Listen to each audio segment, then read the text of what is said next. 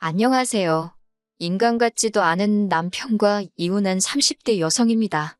어디 속 시원하게 털어놓을 곳도 마땅치 않고 한편으론 남편이든 그 여자든 이 사연 좀 듣고 정신 좀 차렸으면 해서 이렇게 몇 자 적어보네요.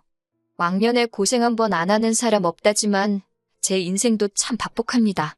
저를 낳으면서 죽을 고비를 넘기셨다는 어머니는 제 나이 15에 돌아가셨거든요.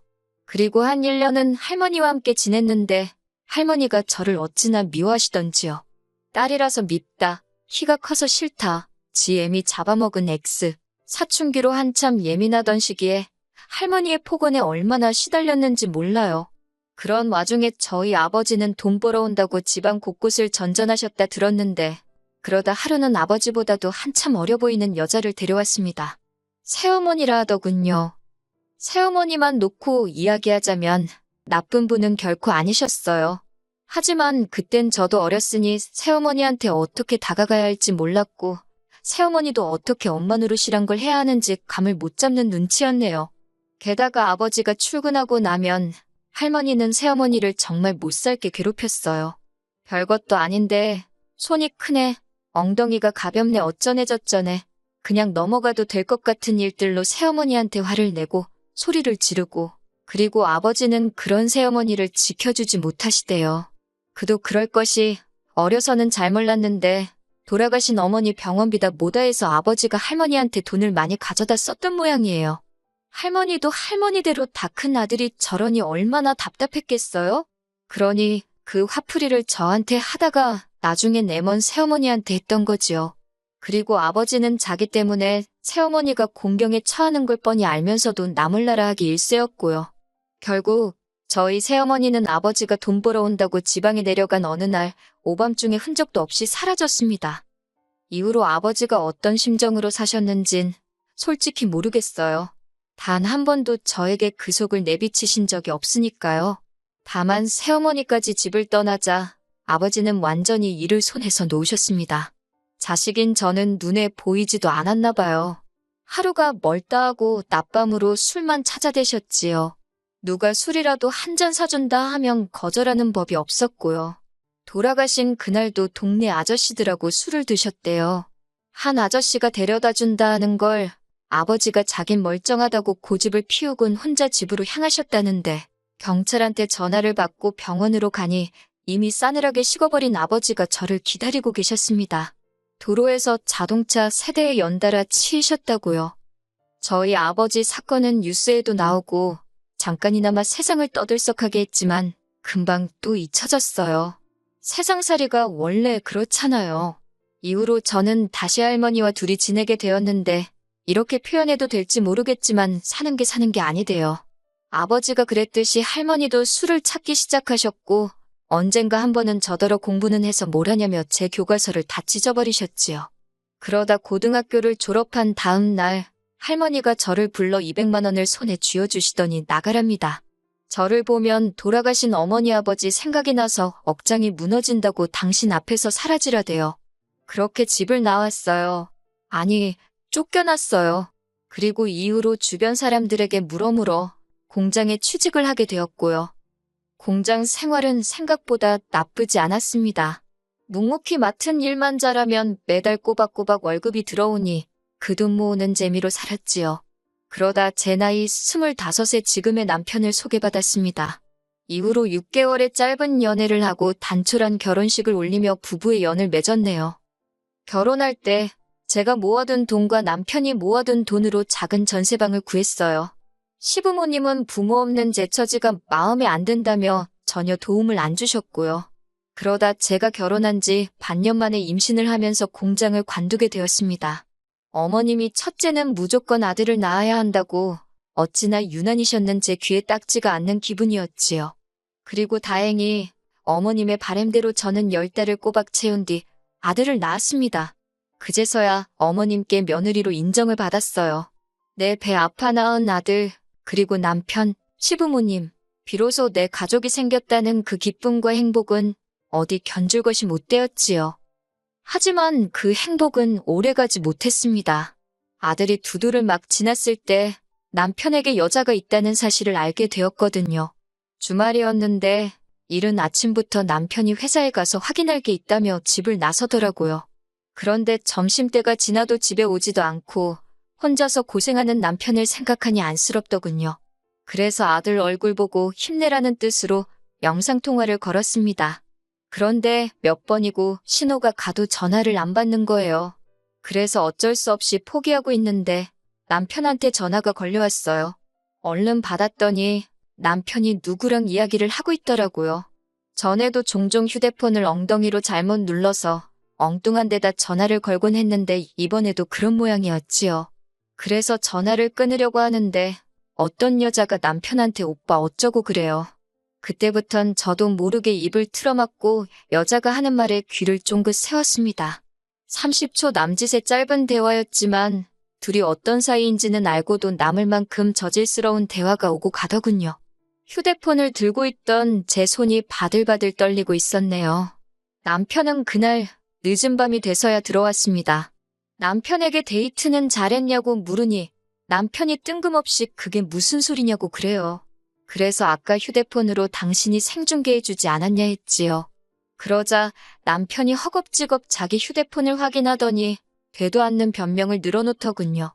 영업하느라 만난 거라나 어쩐다나 영업을 몸으로 삶아떼고 하냐고 쏘아붙이니 저더러 하는 말이 집구석에 있는 제가 뭘 알겠냐입니다.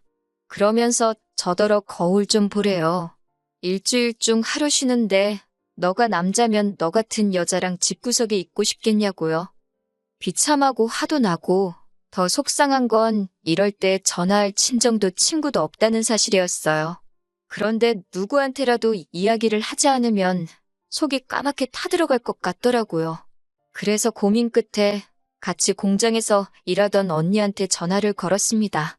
언니가 제 이야기를 듣더니 잘 살고 있는 줄 알았는데 이게 웬일이냐며 그래도 이혼은 하지 말라대요.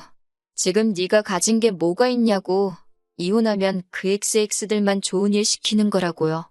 그러면서 이참에 저더러 다시 일을 시작하래요. 어쨌든 돈이라도 몇 푼 쥐고 있어야 더 더러운 꼴은 안 볼 거라면서요. 언니 말을 듣다 보니 일리가 있더라고요. 당장 남편을 보면 더럽고 혐오스러울 것 같은데 그간 모은 돈은 이 집구석에 다 묶여있지. 생활비는 타서 쓰니 여윳돈도 없지. 그 생각을 하니 서글픈 거예요. 그래서 바로 언니한테 어디 아는 일자리 없냐 물으니 마침 자기 아는 사람 사무실에서 사람을 구하더라며 자기가 다리를 놔주겠답니다. 공장만큼 돈은 안 주지만 그래도 애 키우면서 하기엔 나쁘지 않을 거라고요. 그렇게 일을 시작했습니다. 남편은 바람핀 걸 걸린 이후로 에라 모르겠다 식으로 더 뻔뻔하게 나오기 시작했어요. 제가 일을 한다고 하니 저 같은 애를 누가 써주냐면서 아주 무시를 하더군요. 너무 모욕적이었지만 정말 갈 곳이 없어서 기댈 곳이 없어서 이를 악물고 그 수모를 견뎠습니다. 아이는 어머님이 맡아주신다 하셔서 거기다 맡겼고 저는 회사 일을 시작했어요. 언니 말대로 월급은 많지 않았지만 그래도 집이 아닌 곳에서 제 할 일이 있다는 그 사실만으로도 큰 위로가 되더군요. 잡생각을 잊기 위해 일을 정말 열심히 했어요. 사장마저 저한테 적당히 하라고 할 정도로 말이에요. 저는 월급을 받으면 70%를 주식에 부었습니다. 위험한 게임이라고 생각했지만 이렇게 하지 않고는 돈을 불릴 방법이 안 보이더라고요. 그리고 마침 사장이 제가 주식에 관심을 보이니 자기도 주식 투자를 하고 있다며 이리저리 도움을 주었어요. 이후로 어느 정도 그렇게 제 손에 목돈이 생기니 자신감도 생기대요. 남편이 바람을 피든 말든 무관심해지더라고요. 저 인간 없다고 내가 못 살 것도 아니다 싶었달까요. 그렇게 한 2년쯤 지났습니다. 아들은 어느덧 유치원생이 되었고 저도 회사에서 완전히 자리를 잡은 상황이었지요. 하지만 남편에게는 계속해서 근근히 계약직을 유지하고 있다는 식으로 이야기를 했어요.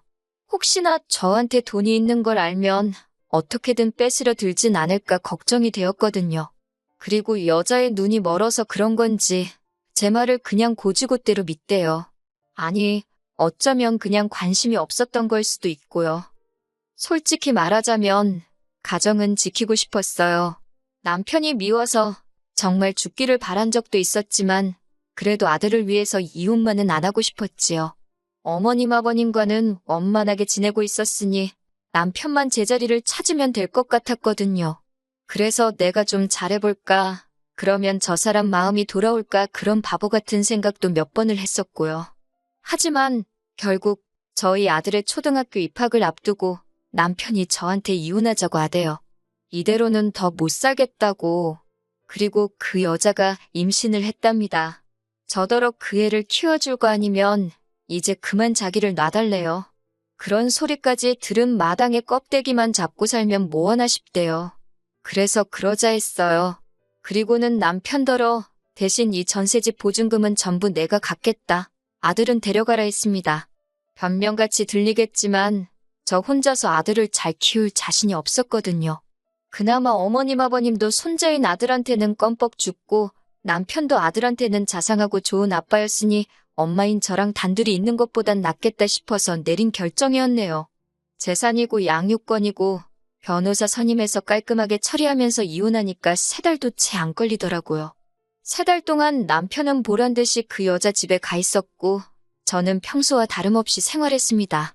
서운했던 건 어머님 아버님이 저희가 이혼하기로 했다는 이야기를 들으시곤 저더러 좀 참지 그랬냐면서 제 탓을 하셨다는 거예요.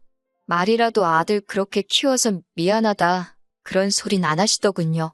남자가 원래 한두 번 정도는 한눈을 팔고 그럴 수도 있는 거라고 내버려두면 알아서 제자리를 찾는데 제가 일을 크게 만든 거래요. 그런 말을 듣고 있으니 역시나 팔은 안으로 굽는구나 싶고 한편으론 내 편 들어주는 친정이 없다는 게 서럽더군요. 한편 회사에다가는 사실 이혼 이야기를 하는 게 맞는 건지 어떻게 해야 하는 건지 잘 모르겠대요. 그런데 공장 언니가 귀띔을 해준 건지 저를 뽑아준 사람하고 사장이 먼저 아는 체를 해왔어요. 기분이 나빴다기보다는 큰 숙제 하나를 누가 대신 해결해준 것 같아서 후련했네요. 그리고 이후로 그럭저럭 잘 지냈습니다.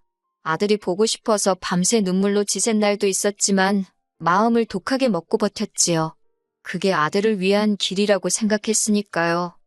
어느 정도 정리가 되면서 저는 전세 보증금의 그간 주식으로 모은 돈을 합해 작은 아파트 한 채를 사들였습니다. 시기를 잘 타서 시세보다 저렴하게 대출도 거의 받지 않고 샀지요. 인테리어도 큰돈 들여 했어요. 새로운 집에서 좋은 기운 받아서 잘 살아보자고 몇 번이고 스스로에게 되뇌었지요. 그러다 3달 전 남편으로부터 연락을 받았습니다. 혹시 아들한테 무슨 일이라도 생겼나 싶어서 불이 나게 전화를 받는데 심장이 벌렁벌렁하는 게 느껴지더군요. 그런데 남편이 침통한 목소리로 생각지도 못한 소식을 전했습니다. 어머님이 암으로 입원을 하셨다고요. 그러면서 어머님이 저를 찾으신다고 저더러 와서 어머님 좀 돌봐주면 안 되냐입니다. 그 여자는 지금 배가 불러와서 어머님 병간호는 못한다나요? 그래서 그러면 돈 주고 간병인을 쓰던지 하면 되지. 내가 아직도 네 마누라로 보이냐고 정신 차리라고 소리를 질렀네요. 하지만 인간이 말귀를 못 알아들어 처먹은 건지 또 연락을 해왔어요. 전 솔직히 시어머니가 돌아가시기라도 한 줄 알았습니다. 그런데 전화를 받으니 대뜸 악을 쓰대요. 그 소리가 어찌나 크던지 고막이 다 찢어지는 줄 알았다니까요. 남편이 대뜸 저더러 저 때문에 그 여자가 유산을 했답니다.